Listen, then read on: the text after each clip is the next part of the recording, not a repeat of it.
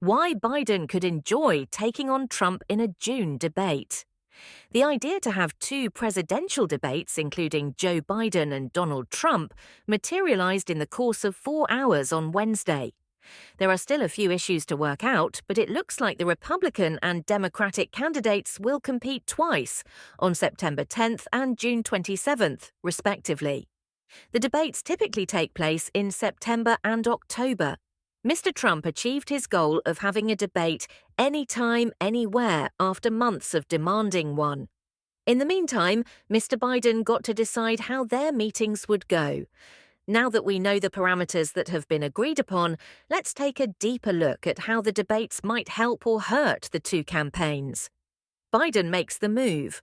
Regarding whether he would ever engage in a debate with his Republican opponent, the president had been vague.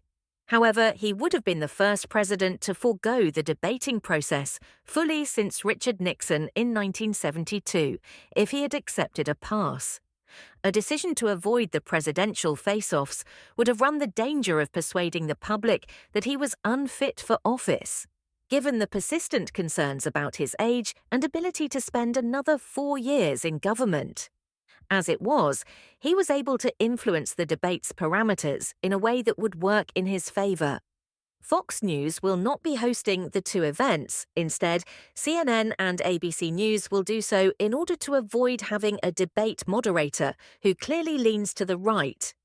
The June discussion is scheduled to take place in CNN's Atlanta studios without a live audience, which might perhaps benefit the president, whose supporters have not been as fervent as those of the previous president. It also ensures that pro-Palestinian demonstrators won't disrupt Mr. Biden, which has been a campaign worry during recent public appearances. The first debate was staged early, against convention, before the summer party nominating conventions. This could be advantageous to Mr. Biden in a number of ways. First of all, it will give his staff a head start in painting Mr. Trump and Mr. Biden as the two opposing candidates in the election. Mr. Biden's advisers have long maintained that the Democratic Party's support will grow as more people become conscious of the potential for another Trump administration. Secondly, should Mr. Biden perform poorly, a June debate will allow him more time to recover. First debates by incumbent presidents, such as Ronald Reagan and Barack Obama, have typically been unequal. If Biden continues along this path, he will have months to turn things around, including what will undoubtedly be a well-rehearsed address at the Democratic Convention. The plan does, of course, include some risk. There won't be any high-profile debates with audiences in the tens of millions to upend the status quo if he is still trailing in October. It's also possible that he struggles, in which case he might regret choosing to take part at all. Furthermore, should he perform badly in June, it might solidify the public's perception that he is unfit for the job to the extent that even millions of dollars in advertising or convention speeches won't be able to reverse it. Trump's bold bet on the debate, in order to get the president to agree to a debate, Mr. Trump gave up a great deal of power. It will have been worthwhile if, as he claims, he easily defeats Mr. Biden in November. There is no denying the former president's benefits from the debate plan. He will have the chance to present a stark contrast between himself and his rival in front of the public, maybe furthering the idea that Mr. Biden is weak and that he would be a stronger, more capable leader. Similar to Mr. Biden, Mr. Trump would have time to rebound from a poor performance if the debate were to take place early. Although the Biden campaign has stated that the two presidential debates that are currently scheduled will be the only ones this season, Mr. Trump is free to demand more face-offs and may attempt to portray Mr. Biden's reluctance as a show of weakness. It will also be harder for Mr. Kennedy to take the stage as a result of the two campaigns' agreement and their choice to sidestep the debate commission. Although it's unclear which candidate his inclusion would benefit or hurt most, both campaigns could have good cause to want him removed.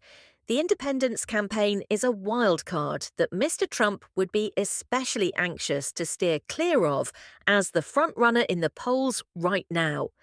The drawbacks for Mr. Trump are also rather evident.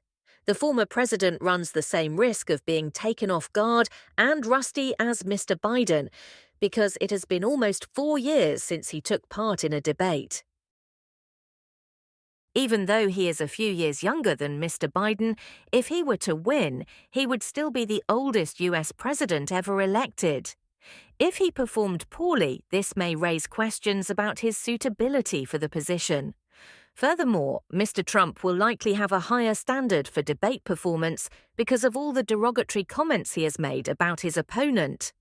By accepting to participate in debates organized by mainstream media, Mr. Trump will almost certainly be subjected to sharp questions concerning his inability to accept the outcome of the 2020 election and his role in the attack on the US Capitol on January 6, 2021.